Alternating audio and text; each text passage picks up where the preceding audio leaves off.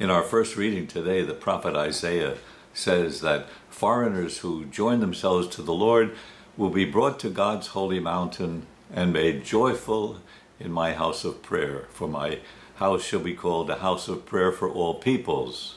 Well, the Canaanite woman in Matthew's gospel today comes to Jesus, but she isn't welcome right away, is she?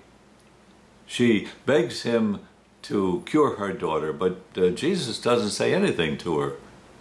Her prayers seem to fall on deaf ears. In fact, Jesus' first words to the woman seem rude. It's not right to take the food of the children and throw it to the dogs. I think this is the only incident in the gospel where Jesus doesn't immediately heal someone who asks him. So what are we to make of this story? Well, for one thing, in Matthew's gospel, Jesus often insists he came first to the Jews. He himself was an observant Jew from Nazareth who kept away from the Gentiles. That's the picture Matthew's gospel presents, and it seems to be historically true. His mission was to bring God's message to the children of Israel. His followers were all Jews. He healed and taught in Jewish towns and cities that were predominantly Jewish.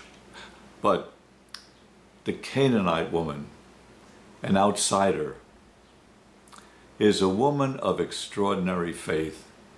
She keeps after him. Lord, help me, she says. O woman, great is your faith. Let it be done for you as you wish, Jesus finally says to her. And the woman's daughter was healed from that hour, Matthew says. So what can we say about the way Jesus dealt with that woman?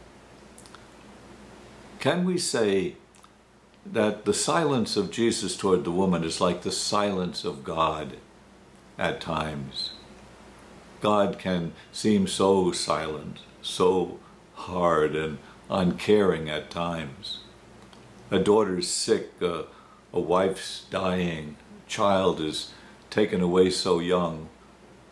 Why doesn't God do something? Why doesn't God say something? Why so distant? In Matthew's gospel, the story of the Canaanite woman follows the storm at sea, you remember. We read that last week. When Jesus called Peter to walk on the waters, he did, but then his faith failed and he began to sink. His faith was faith up to a point.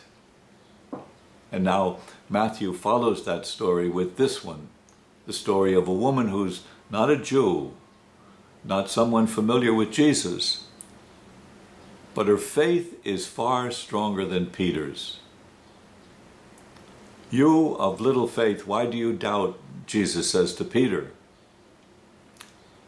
Your faith is great, Jesus says to the woman. It will be done as you wish.